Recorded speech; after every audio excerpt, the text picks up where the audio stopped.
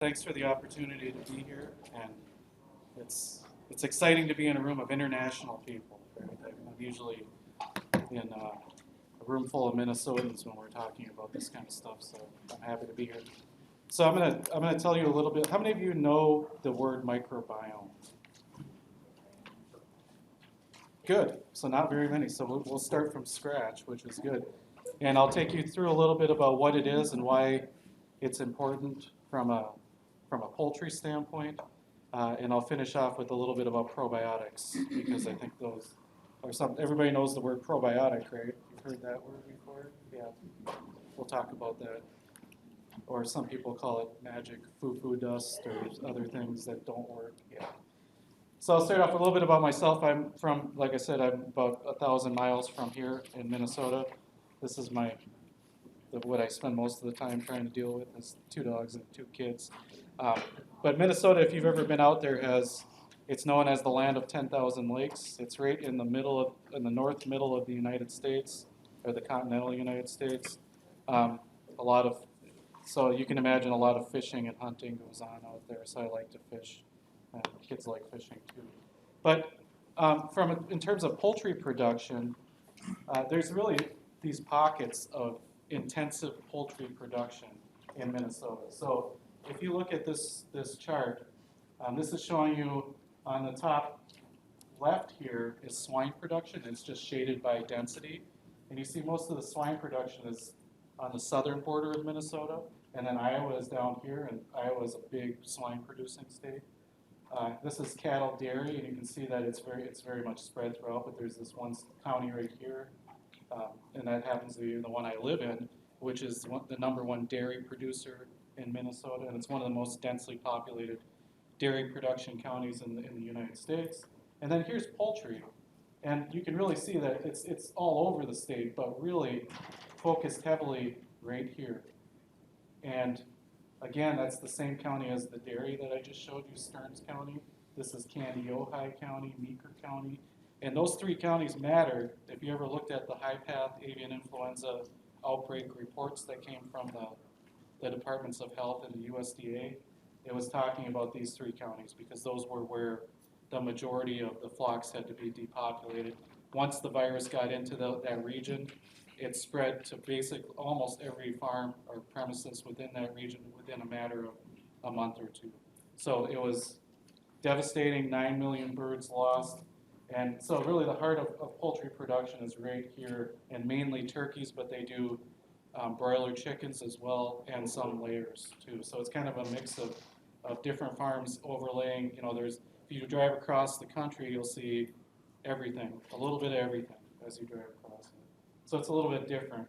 And with turkey production, the way that they're raised in Minnesota is typically you'll start by purchasing poults in commercial production from a company. You'll place those poults into what's called a brooder or a brood barn, and it might be 15,000, it might be up to 30,000. They start like this for the first 4 weeks or so, and you can see this is in terms of closed facility, this is a quite closed facility. Biosecurity is high in this type of facility. And then they move to something like this, so they get split into different finish or grow-out barns.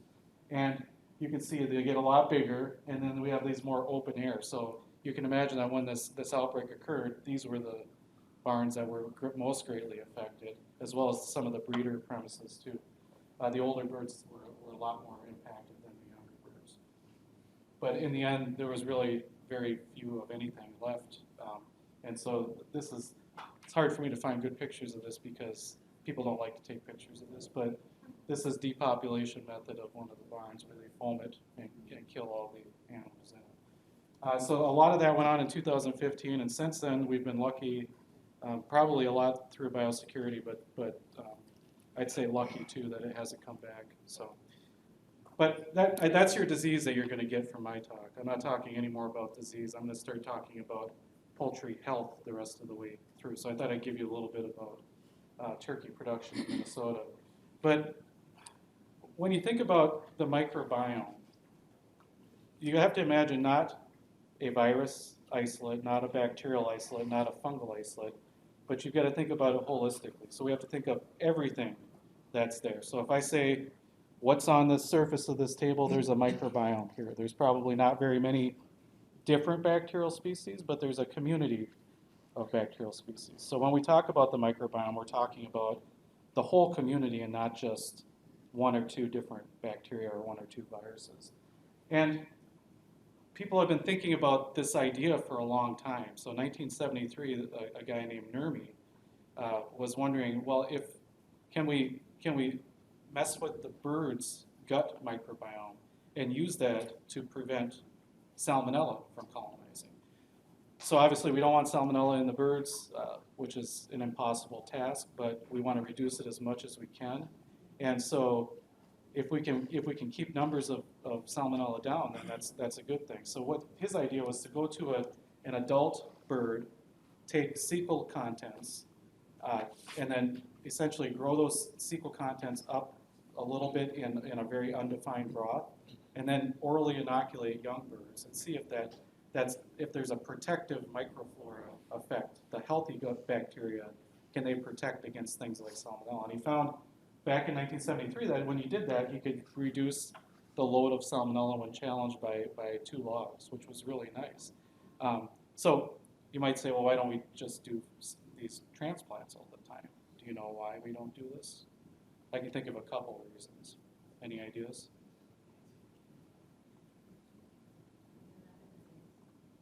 There's a risk of introducing other things into your flock? Yeah, that would be a good one. Do you think that this is reproducible? No. I could do this 100 times and get 100 different results. Nurmi got, I think, pretty lucky on his experiment because we've tried this many times and it's highly variable. Like the bird inoculum changes every time. And I'm thinking of one other thing.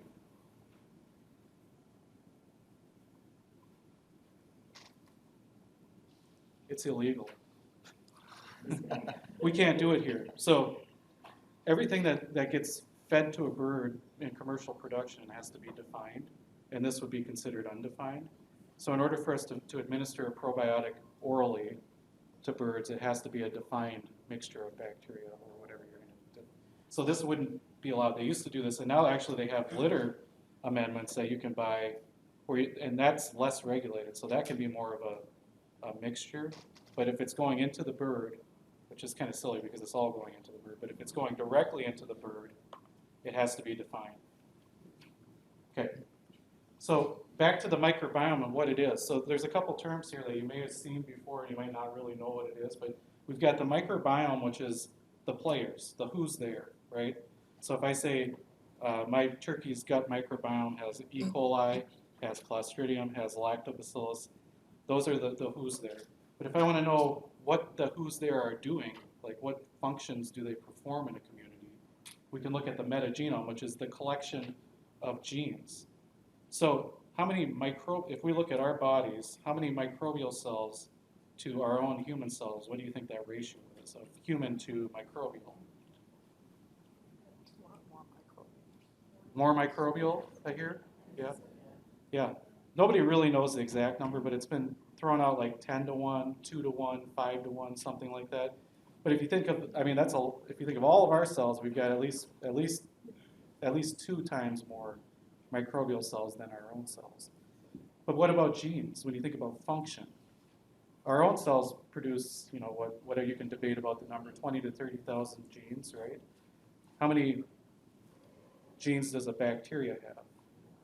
Depends on the bacteria. Maybe an E. coli has 5,000 genes, but a microbiome is many different bacteria, right? So you've got hundreds to thousands of times more genes than your human body does. So it's not just about the who's there, it's about the function that they're performing in the gut. That's really important. And I think just to emphasize it, I'll talk a lot about bacterial here, but it's bacteria, fungus, virus, protozoa, anything microorganism would be considered the microbiome.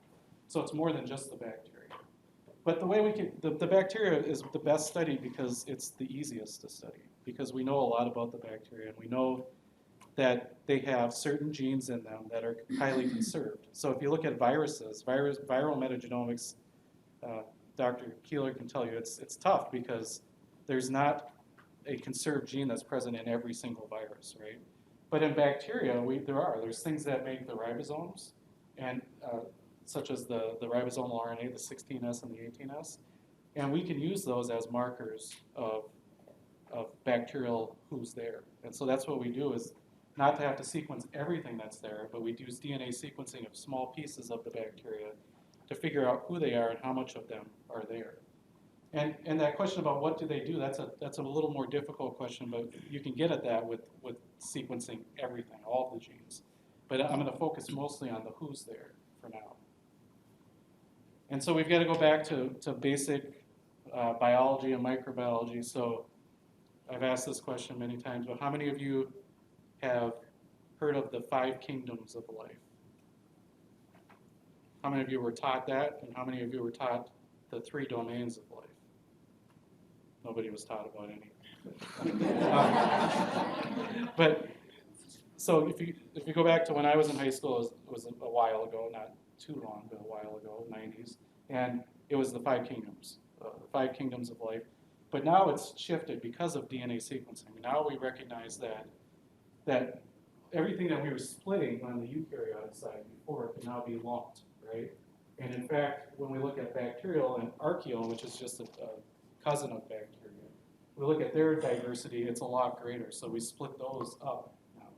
And that amplicon, or that little piece that I was telling you about that's conserved in bacteria, that will pick up all of these, and it will pick up most of these. And so we can really use this conserved target, which I'll show you what it is in a minute, to really get a good idea of who's in a community. And how do we do this then? Logistically, is we do use things like this. This is an Illumina DNA sequencer. And so if we go back to, so my PhD project was to sequence an E. coli genome. That was my whole PhD, which people would laugh at now, but it was to sequence one avian E. coli. And the cost of that with my stipend and with the grant was $300,000 US dollars. And it took about 3 years. With one of these machines, you can do that in less than 8 hours, and you can do it for about $50 to $75 now. So that's a matter of 15, 20 years. Things have changed a lot, right? Yeah, no, because I just said then, well, remember those guys who got their PhD 20 years before me that sequenced one gene for their PhD. So I thought, hey, bacteria, that's a big deal compared to one gene. So this is the molecule, though, that we can use. And the beauty of this, without getting too molecular on this is what makes up the ribosomal RNA, which aids in translation of DNA, well, actually mRNA to protein, right? Protein is the work, what we need to make the cells. And what's really cool about this molecule, though, and what makes it unique compared to other things in the bacteria, is that it has these alternating conserved and variable regions. And it's related to this structure, and that is that this whole molecule is a big looped structure. And you can see there's loops like on the outside here that are exposed, and then there's stuff in the middle that's more conserved and more protected, right? So this stuff is conserved, and then these things change over time, but they change very, very slowly. Because you can imagine inactivating one of these, having a mutation in one of these would be bad. Because if you can't make protein, the cell ceases to function, right? But the nice thing about that is we can do PCR. So the key to a PCR is having a place where you can put the primers. And so if you can find a place where the primers will bind, and it will bind to every single bacteria that's in a community, you can then do this reaction and create a PCR product. And then all you're doing after that is just sequencing the stuff in between, looking at it, and counting. It just becomes a counting game of what bacteria are there and how many of them are there. And that's what microbiome science essentially is. It's just a looking and counting. So it sounds simplistic. It's more complicated because there's computational things involved. But really, that's what we're trying to do, is just describe who's there and figure out ways to change who's there. And before we got into the poultry microbiome, there had been a lot of work done on the human side. And what's interesting, and so I've got some common themes here. I want some drive home points.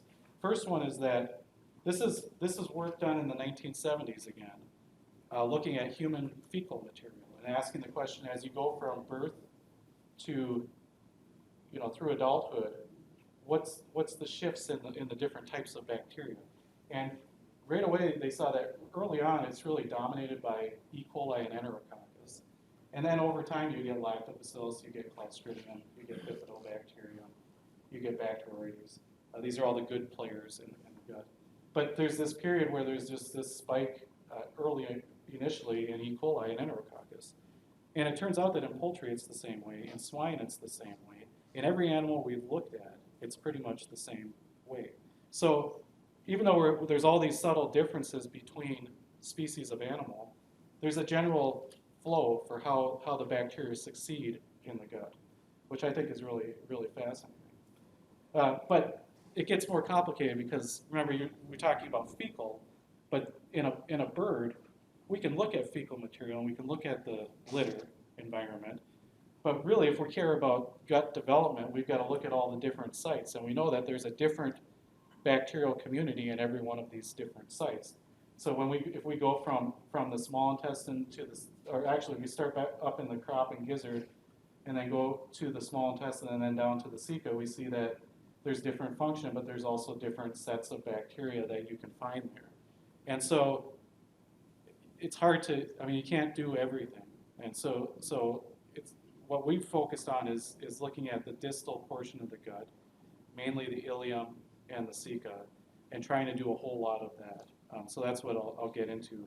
But there's also a tie to the respiratory system, and I'll get to that as we finish this up. But I want to make a point, though, that the human microbiome has been well studied, and there's a reason for that. It's because it's been well funded. So there's been over $200 million US pumped into that project. This project doesn't exist, the animal microbiome project.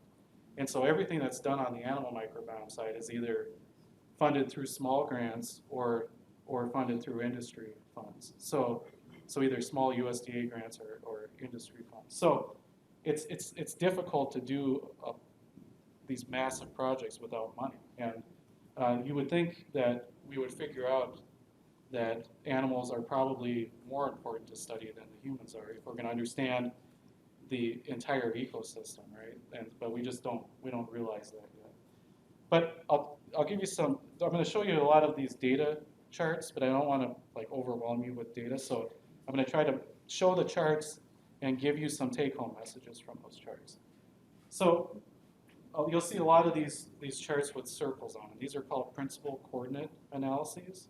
And what these do is it's hard to visualize and show microbiome data, right? Because we're taking an entire bacterial community and we're trying to sum it up in very small charts, right?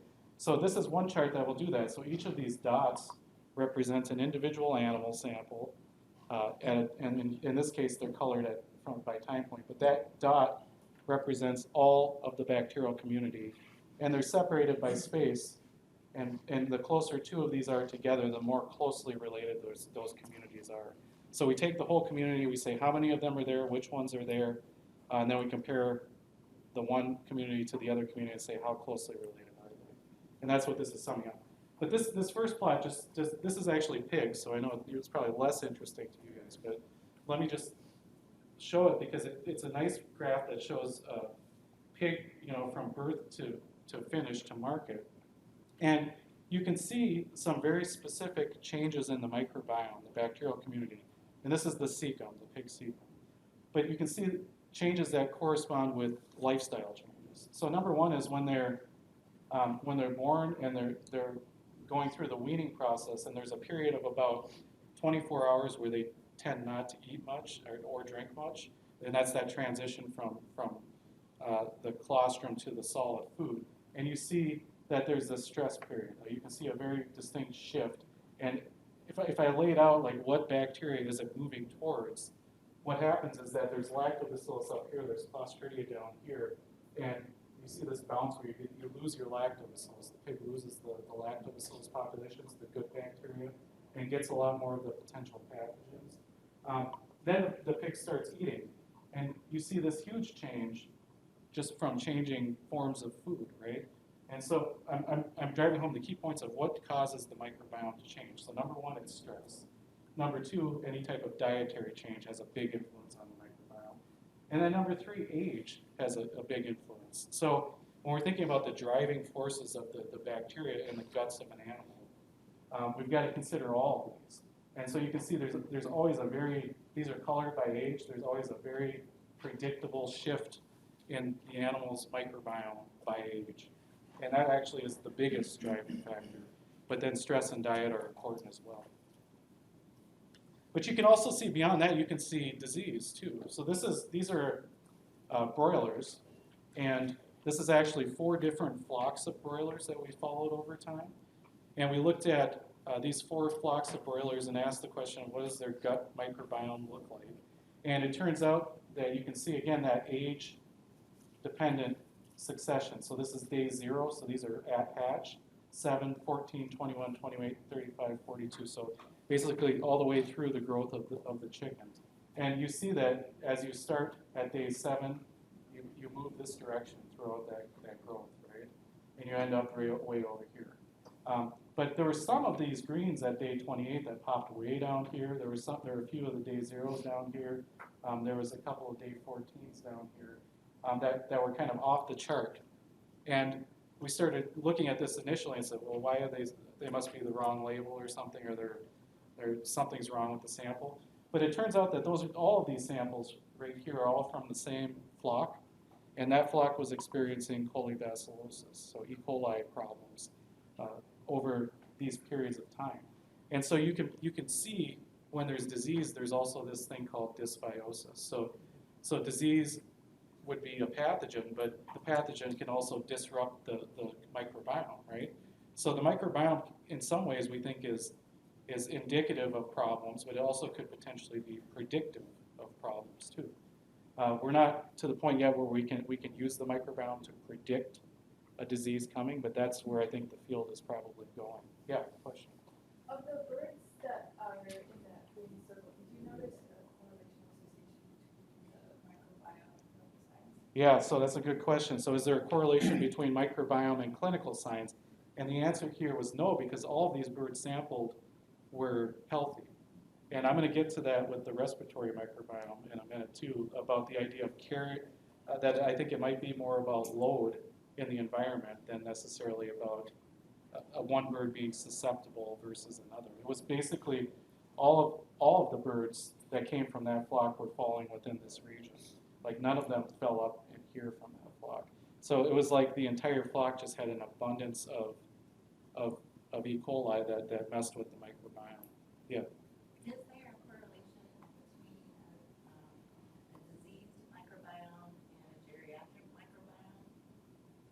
You mean like an elderly person? Because Yeah. I'm thinking that you would have more atrophy of cells, more lymphoid tissue, more absorption of things that would be similar in an older animal as a disease. Yeah, I think that's an interesting question. I can't speak to the older animal because they're usually killed before they get to an old age. But in humans, so we know that there's a definite correlation between loss of your diversity of your microbiome and how long you're going to live. Like they've established that that as your microbiome starts to lose diversity, you become more susceptible to things like C. diff infections in the hospital.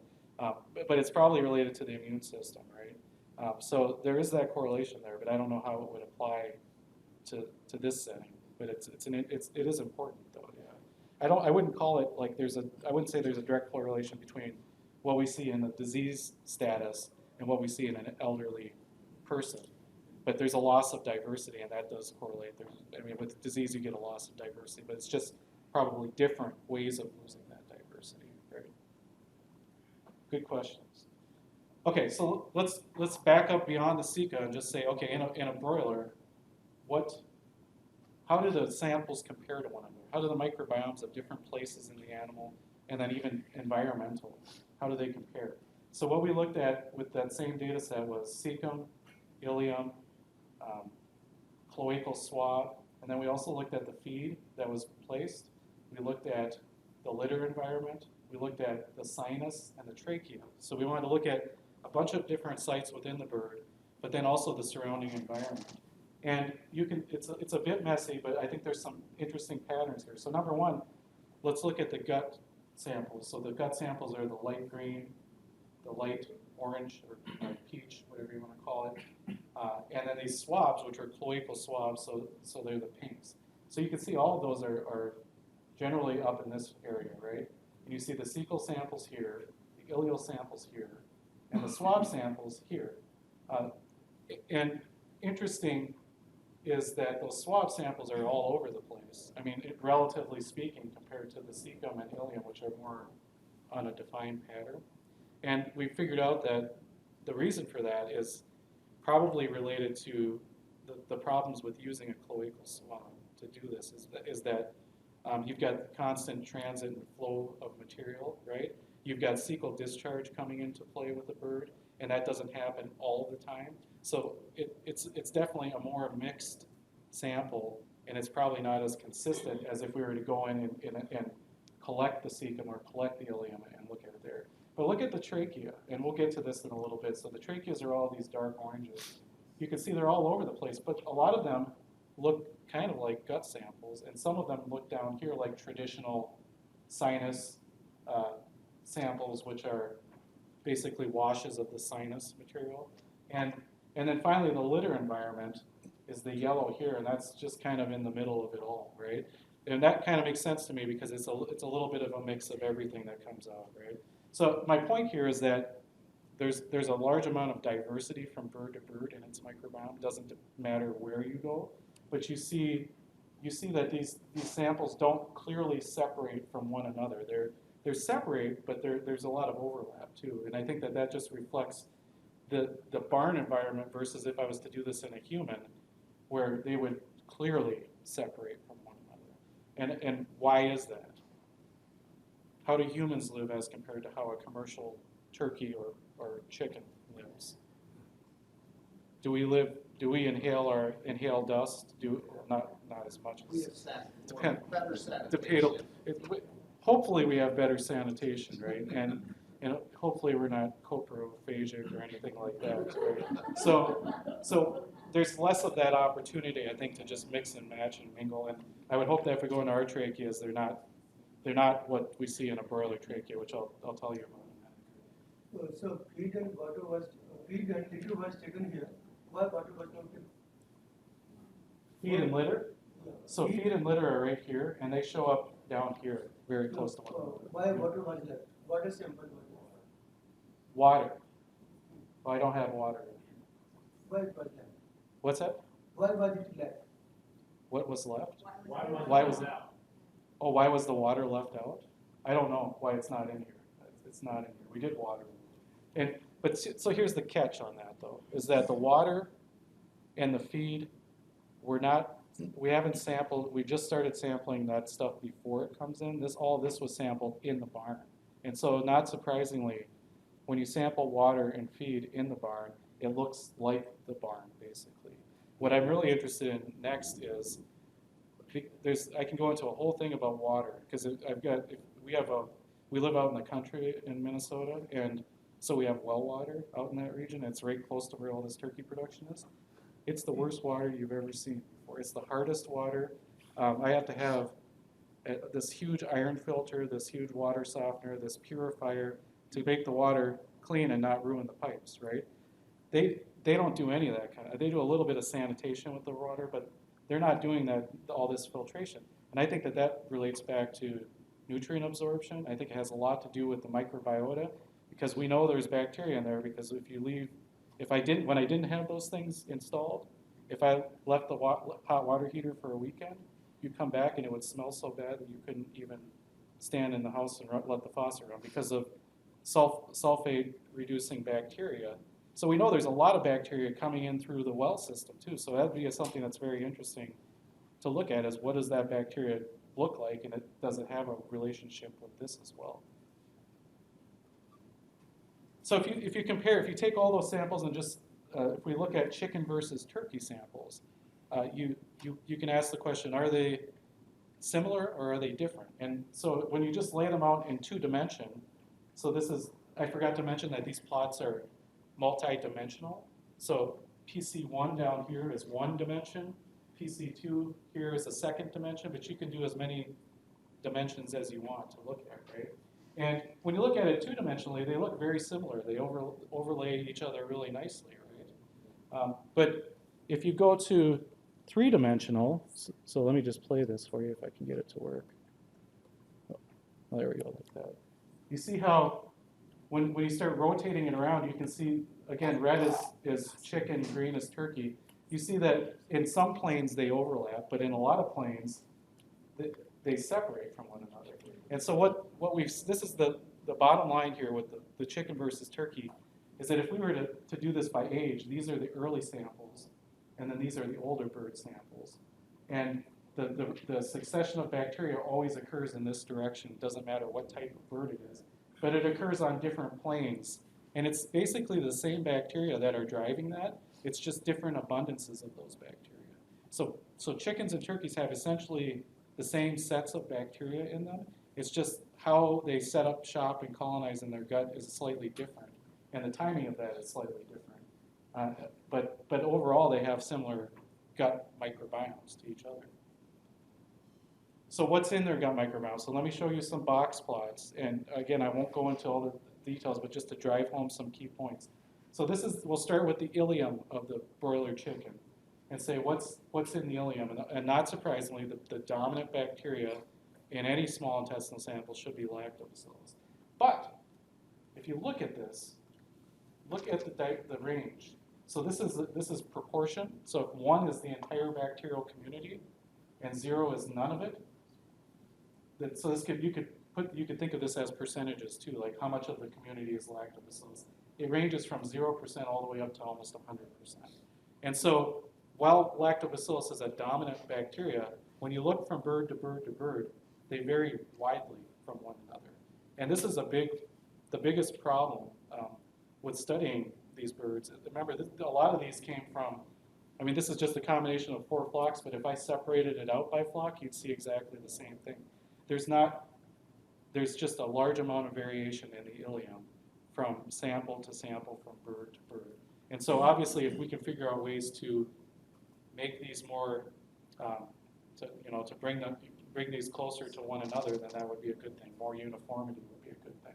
But lactobacillus is dominant in the ileum. But it's not just lactobacillus generically. It's important to know that there's different species of lactobacillus that do different things. And so you can see here, same type of plot, just colors instead of dots. And you can look over time at these different populations. And I'll come back to this, but I want to make the point that this is the dominant lactobacillus species in both the broiler and the turkey gut. It's called Lactobacillus aviarius. And what's interesting about it, and this is getting into the biochemistry or the microbiology, but most lactobacillus, if not all except for this one, can grow in oxygen, in the presence of oxygen. They ferment, but they tolerate oxygen, right? This one, if you did that as a technique in the lab, you would never culture this bacteria. It's a strict anaerobe. So it's very unique, and you don't find it in anything except avian species. So this is what I think is a very host-adapted avian lactobacillus that might be really important for the development of the gut in the bird. But the other point is that you see that this one really starts rising in prominence at about day 14, whereas some of these also do the same, like this one here, this group of bacteria, but then others come in later as well, and they vary in how much of them are there. You see that this one has the dominant. But again, the range is pretty large here. It's not compact and uniform. It's highly variable from bird to bird. Another one that we don't know a lot about, but we do know on the human side is a segmented filamentous bacteria. Has anyone ever looked under a microscope at a gut sample from a bird before?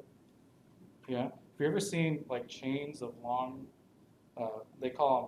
sometimes they call them long segmented filamentous organisms or segmented filamentous bacteria, but maybe you've never seen that before. But this was found in turkeys and chickens quite a few years ago, and it was correlated with disease. But then work came out in humans and rats showing that this particular bacteria actually stimulates a pro-inflammatory response in the animal. So it stimulates a positive response, and it helps with immunotolerance, so tolerating and setting up the commensal flora of the gut. And what's interesting about this one is that when you look at it in birds, it's number one is it's highly correlated with performance. If I take flocks that have a certain end weight, and then I take another that are low, and then can take a high performing flock that ends up high, and we did this with about 7 different flocks each between the low performers and the high performers. This is the one that stood out as the most strongly associated with high performance. And so it shows up early, and the higher it shows up, the more strongly it correlates with the outcome in terms of performance of the flock. But what's cool about this is that you see this one come in about day 7, and then it'll go down over time. But all those lactobacillus species come in immediately after this one comes in. So this one really sets up the stage for colonization, and then all these lactobacillus will come in. And you can actually look in the microscope and see these things. They'll grow, they like to corkscrew themselves into the intestinal epithelia, and then the lactobacillus will come in and colonize on them. And so it's almost in some way like a prebiotic, but it's an actual bacteria that's enabling colonization of these other microorganisms. So really fascinating. So we think that if we can, the problem with this one is you can't culture it. So it doesn't have the ability to grow on its own, and so you have to throw all kinds of things in the media to get it to even survive, let alone grow. And so I think that if we could figure out how to work with this would be a big one to focus on as to how to modulate the microbiome. If we go to the cecum, so now we go down the gut into the cecum, what's the dominant bacteria? Unfortunately, it's an unknown Clostridialis. So this is just a broad group of clostridial bacteria, not Clostridium that you're thinking of, like the bad ones, the perfringens or the septicum, but the Clostridium that are supposed to be good. But we know so little about these Clostridium in poultry that we can't even give them a species name. We just know that these are the dominant ones, and you can see how they quickly rise over time. So we start off with a lot of E. coli and Enterococcus early that I'm not showing here, but then after that, they get replaced in the cecum by these Clostridialis organisms. That's just the bacterial class. We can't even get beyond the bacterial class for these to get down to even close to the genus of these. And then Bacteroides is another one that's a good bacteria in the cecum. So you can see, you can see that this one comes in early and then kind of plateaus. And then Ruminococcus. So Ruminococcus, has anybody heard of the Ruminococcus before? No? Okay. So this one is one that's really good. If you go into a cow in their multi-chambered stomach, you're going to find a lot of this. So it's one that aids with digestion of plant materials, fermentative processes.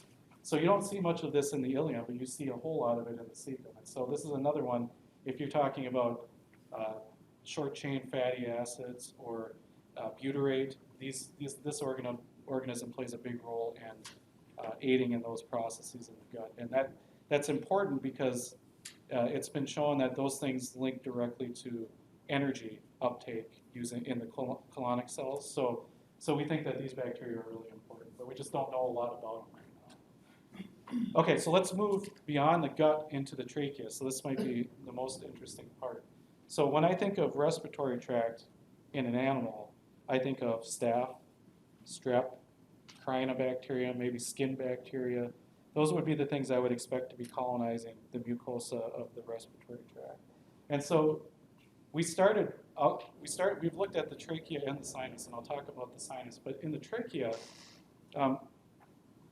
this is kind of a paradigm change over time, is that it used to be thought that the lungs and the trachea were mainly sterile in humans, and that there wouldn't be a lot of colonizing bacteria. But over time, we figured out through looking at like bronchoalveolar lavages, BALs, in humans, that there is a microbiome of the lungs. There's a microbiome of the trachea. We don't know whether it's a transient microbiome or a permanent microbiome, but there is one, right? So I thought in the trachea, we should expect to find things that look like the respiratory bacteria. But in fact, if you look at what's the number one bacteria in the turkey trachea, it's lactobacillus. And so that, to me, was pretty interesting. But, again, when you start thinking about it, it's not all that surprising, right? Because what is different about birds being raised in a barn than humans is that there's a constant source of potentially fecal material, and if things can colonize that trachea, then even if they're fecal source, they might still be the dominant bacteria in the trachea. And so this brings up a whole thought process for me about probiotics, but I'm not even going to go there right now. But the idea that there are lactobacillus in the trachea is really interesting. But what gets even more interesting is that when you look at the dominant tracheal lactobacillus, and then I compare that to the dominant ileobacterial species of the lactobacillus, you see, so this is going from here is the most dominant to here, to here, to here is the top 4 lactobacillus species. So you see Salivarius, Reuteri vaginalis, Johnsonii agasseri, Acidophilus crispatus.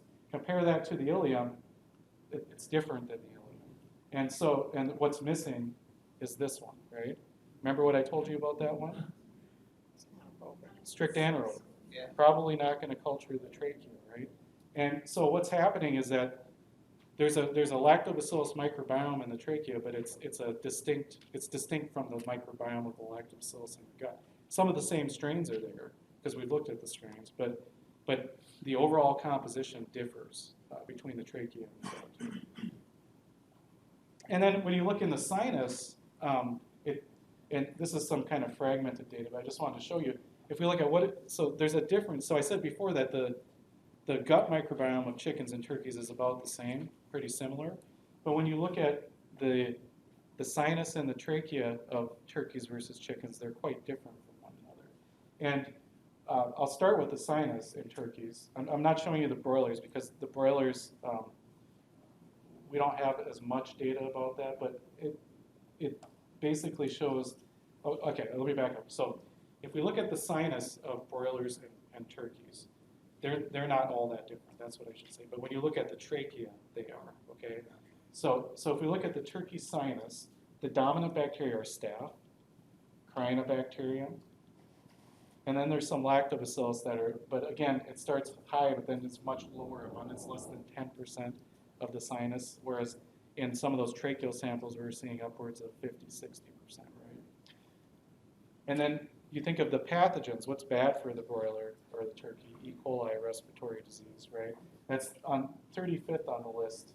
And what you see in turkeys is that it shows up high early and then it goes down over time.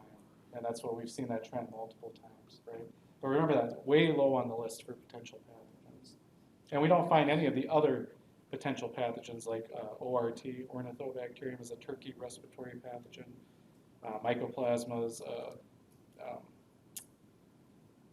Bordetella, different typical bacterial pathogens of turkeys. But if you go to the trachea and look at what's the number 1 bacteria in the trachea, now it's kind of skewed because it's all one time point, but the number 1 bacteria is Ornithobacterium, which is a turkey respiratory pathogen, ORT, right?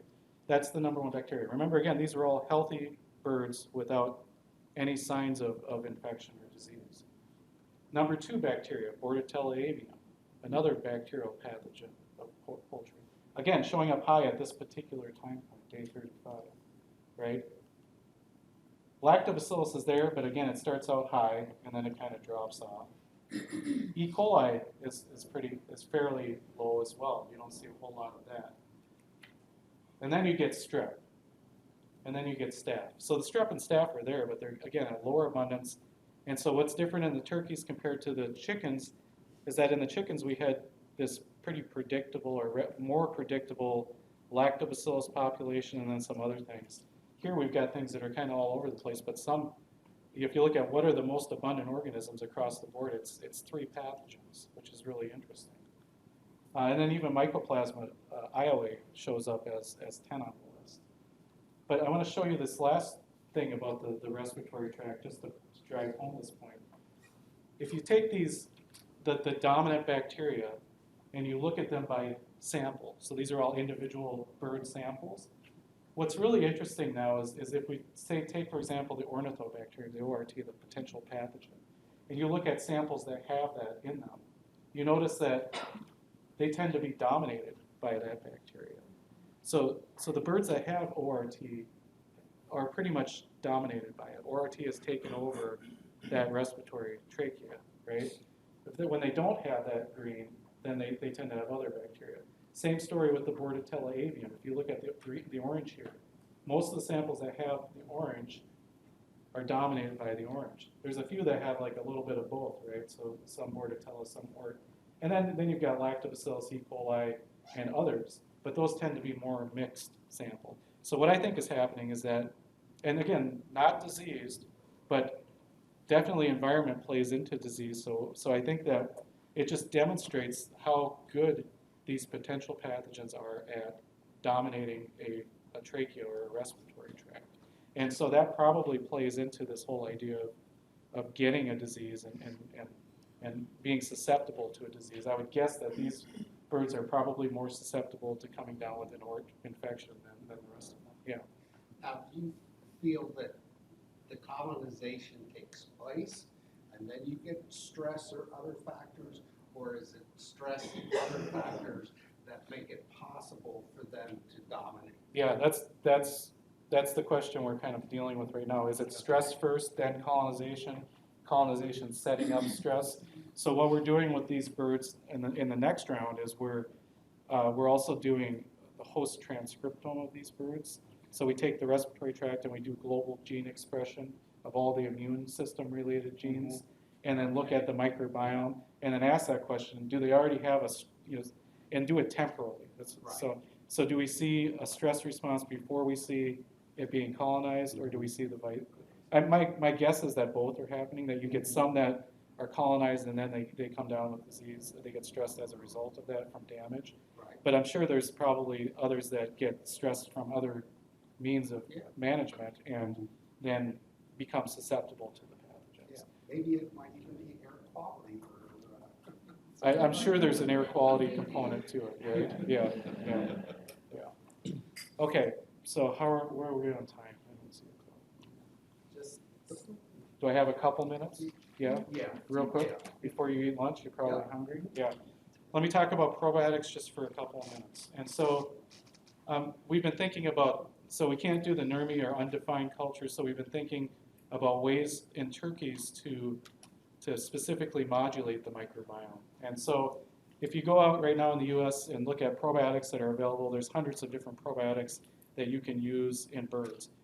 There's one that's been developed with the bird in mind, and it's chicken-specific lactobacillus. So all the other products that are out there are bacteria that were isolated from humans or the environment or plants or whatever. There's very few that have thought that these strains should be coming from the host that they're being given to. And so our philosophy has been in turkeys, we should be focusing on the bacteria that they've got, the good commensal bacteria, as probiotics. And so we've been looking a lot at comparing a chicken source probiotic with different combinations of turkey-specific strains of lactobacillus and other bacteria as well. And so long story short, we've done this project where we did some work giving turkeys different combinations of strains and looking at their growth. And this is a short-term experiment here, only over 2.5 weeks. But we saw a significant, I'm sorry I don't have a label, but a significant enhancement in growth over 2.5 weeks with some different 10-strain combinations of bacteria from turkeys themselves as compared to those from chickens or just our controls, right? And so it gave us some evidence that these combinations of strains may have a performance-enhancing effect in turkeys. And so then we started looking at the microbiome. And so we followed up with an experiment where, again, we looked at a no inoculation. And these are all just basically give the birds saline or give it saline containing the bacteria orally, right? And just one shot at hatch and see how it does. And the commercial probiotic that's from chickens performs slightly better, not significant. Again, our turkey-specific 10-strain probiotic significantly improved growth at day 6. And I don't have all the days here for the sake of time, but just this trend continued, again, over the course of 3 weeks. But we were most interested in, does it modulate the microbiome of the gut? And it turns out that, so here's our grow gel and our negative control. So I should mention that we also looked at a potential carrier to see if you could just feed it to them as well. But what you see is that our turkey-specific probiotic and even the chicken-specific probiotic specifically modulate or change the microbiome compared to the controls. But it's different from an antibiotic application. So for years we've used BMD, bacitracin, in the feed at low dose of turkeys specifically. And we see that there's this shift in the microbiota. It does a lot of good things. This shift with the probiotics is different. And so we think the mechanisms are different by which they're acting. So it's not going to, my point is that probiotics and essential oils and all these different things that are out there are not going to replace the mechanism of effect of an antibiotic. All we can do is hope to, when you look at the end, mimic some of the same effects that we get as an end result. Because we see this effect is pretty short-lived. So if we give a probiotic, that by day 13, the effects on the microbiome are gone from that probiotic, but the effects of in-feed antibiotic are maintained throughout. So there's a lot of work to be done there. But and I won't go into all this, but just another point is that I've talked about species all the way up to this point, but you've got to go even farther than that. You've got to go down to the strains of the species, right? So these are all Lactobacillus johnsonii in blue from turkeys. But when you look at the whole genomes of these Lactobacillus johnsonii, and then you take members of each of these different clades of them and start inoculating them into turkeys, only one of those clades that we looked at actually significantly enhanced performance. So it's about the combination of species, but it's also about the players that you pick within each of those species too. So you can tell from this that it's pretty complicated to try to figure out how to design the perfect probiotic for any animal. But I think there's a pipeline there to study, and we've got tools now that we can, and we can go farther than that too. But I won't talk about this. So we have about 8 minutes. So Oh, don't rush. Okay, I know everybody's probably restless. I'll just make a point now. Since I've got 8 minutes, let's go back and talk. No, but if you look at these clades, right? We could also then ask, well, what's different between those clades, right? And I know this gets really messy, but these are all those different Lactobacillus johnsonii clades. And remember I said that this clade 1 was the good performer. These other guys didn't do anything in the bird. Well, it turns out that these red boxes compared to white are genes across the entire pan-genome of all Lactobacillus johnsonii. And if you look at that, there's a whole cluster of genes that are present only in this clade, but not in the other clades. And those are the ones we think are giving that good response to the bird. And if you look at those, there's bacteriocins in there that kill other bacteria. There's antibiotic resistance genes, which people don't like to talk about, but there are, which aren't necessarily a bad thing because they're not transmissible or mobile, they're just fixed there. There's adhesion genes. There's all kinds of different things that might help it colonize the host and then have a performance-enhancing effect. So kind of the take-home message is if we're talking about the microbiome of poultry, I showed you there's a lot of bird-to-bird variation, but when you do 10 to 20 or 50 of these birds and do it over and over again with many different flocks, it is somewhat predictable, meaning we know what bacteria will colonize at what time. It's just the abundances that seem to vary quite a bit. So the players are very predictable in the poultry gut. They're always changing. Very good microbiome profiling is good for observing trends. May or may not be good for predicting susceptibility to disease. We just don't know yet. But it's a good tool to, people are all over trying now to use it to show that their product that they're selling does something positive to the gut, right? So if we can show a microbiome change, that's a good thing. And probiotics have potential, possibility, but they also have a lot of disappointment too, I think. So don't expect that a commercial probiotic that somebody's trying to sell is going to be, look for the science behind it, please, because there's a lot of claims out there right now with different products that just haven't been tested.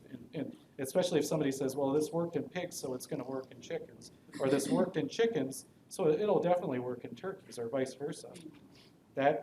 No, and it should be more than that even. It should be, have you tried it in my genetic line of turkeys? Or have you tried it in my flocks? Because if not, it doesn't mean, there's no guarantee that it's going to translate. So, and for me, it gives job security because it gives me something to do for the next 20 or so years, hopefully. Okay, so I'll just finish with this. So thank you for my lab, and then the companies that participated with the collaborators. Ohio State has worked on this tracheal bacterial microbiome, and then this is actually Wilmer, Minnesota. So this is right smack in the center of that chart that I showed you in the beginning, and they have a whole technology campus out here where the #1 largest hatchery, turkey egg hatchery in the world is located. But they've also given us a building for research out there, which is really nice. So we've got an entire laboratory out there to collaborate with industry. So I think it's a good model of how industry and academia can work together to try to solve problems. So with that, thank you, and I'll take any other questions you might have, or we can just go